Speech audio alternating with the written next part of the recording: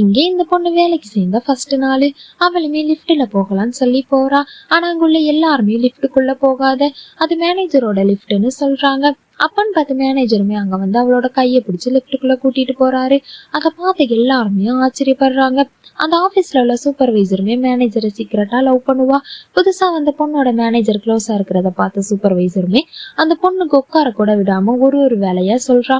அவளுமே வேற வழி இல்லாம எல்லா வேலையுமே செய்யறா.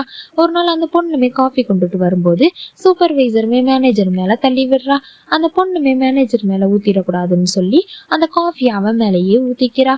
அதை பார்த்து அந்த சூப்பர்வைசருமே எப்படியாச்சும் வேலையை விட்டு தூக்கிடுவாங்கன்னு சந்தோஷப்படுறா. ஆனா அந்த மேனேஜருமே அவரோட கோட்டை கலட்டி மாட்டி விட்டுடுறாரு. அந்த பொண்ணுமே ஆபீஸ்ல இருந்து வெளியே வரும்போது ஒரு வயசான பாட்டி குப்பையில இருந்து ஏதோ எடுத்துக்கிட்டு இருக்கத பார்த்தாவ அவங்களுக்கு ஃபுட்டு வாங்கி கொடுக்குறா. நாளைக்கு உங்களுக்கு ஒரு கிஃப்ட் கொண்டு வந்து தரேன்னு சொல்றா. அடுத்த நாள் அவளுமே பேக் ஃபுல்லா கேரட் கொண்டு போறா. அந்த வயசான பாட்டி இவ்வளவு பெரிய வீட்டுலதான் இருக்காங்களான்னு அவளால சுத்தமா நம்ப முடியல. அந்த வயசான பாட்டியுமே ஒரு பணக்காரங்க. அவ கொடுத்த கேரட்டையுமே ரொம்ப சந்தோஷமா வாங்கிக்கிறாங்க. அவங்களுமே நானும் உனக்கு கிஃப்ட் தரேன்னு சொல்லி அவ முன்னாடி லக்ஸுரியான கிஃப்ட் எல்லாம் வந்து வைக்கிறாங்க. ஆனா அவளுமே சிம்பிளா ஒரு ரிங்கை எடுத்துக்கிறா.